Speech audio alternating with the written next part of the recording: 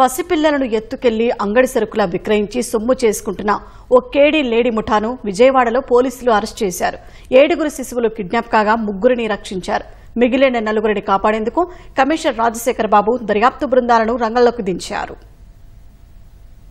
నున్న police station పరిధి ప్రకాష్ నగర్ లో పిల్లలను విక్రయించేందుకు యత్నిస్తున్న 5 మహిళలను పోలీసులు అదుపులోకి తీసుకున్నారు.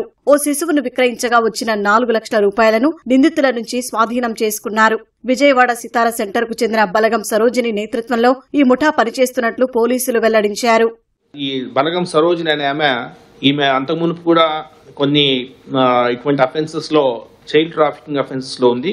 హైదరాబాద్ లో అంతకుమునుపు ఈమె అరెస్ట్ అయి జూలై నెలలో రిలీజ్ అయింది. రిలీజ్ అయిన తర్వాత 7 మందిని చిన్నపిల్లల్ని తీసుకొచ్చి అక్రమంగా విక్రయించినట్టు తెలుస్తా ఉంది.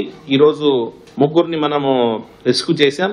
మరొక 4 పిల్లలు వివిధ ప్రాంతాల్లో ఈమె అమ్మేసినట్టు తెలుస్తా ఉంది. వారిని కూడా రెస్క్యూ చేయడానికి స్వాధీనపరచుకోవడానికి మేము ప్రయత్నిస్తున్నాము.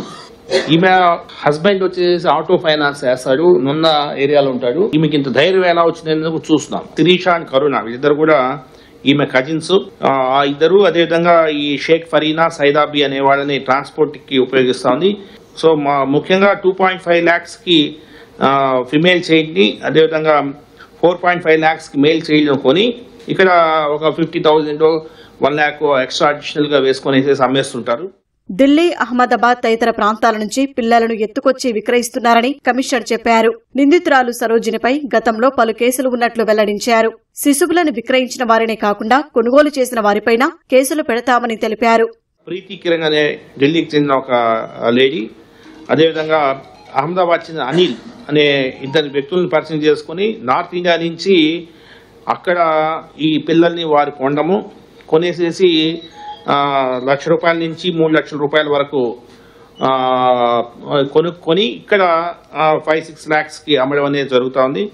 సో ఏలూరు, గుంటూరు పరిధిలో 4 పిల్లల్ని అమ్మింది. వారిని త్వరలోనే రెస్క్యూ చేయడం జరుగుతుంది. ఈరోజు ఈ 3 పిల్లలు కూడా అమ్మే ప్రయత్నంలో ఈరోజు మనము వీరిని అదుపులోకి తీసుకొని వీరి దగ్గర నుంచి 4 లక్షల రూపాయల డబ్బులు కూడా స్వాధీనం చేసుకోవడం జరిగింది.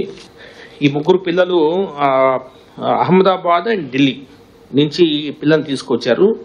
ఆ పిల్లల యొక్క ఐడెంటిటీ ఇంకా మనకు తెలియదు. ఈ ప్రీతి కిరణ్ అదేవిధంగా అనిల్ వాళ్ళిద్దరిని పట్టుకుంటే తప్ప ఈ పిల్లలు ఎక్కడి నుంచి తీసుకొచ్చారనేది తెలీదు.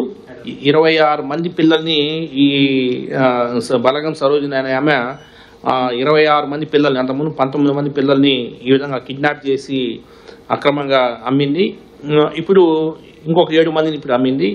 సో ఈమెను చాలా కఠినంగా శిక్షించాల్సిన అవసరం ఉంది.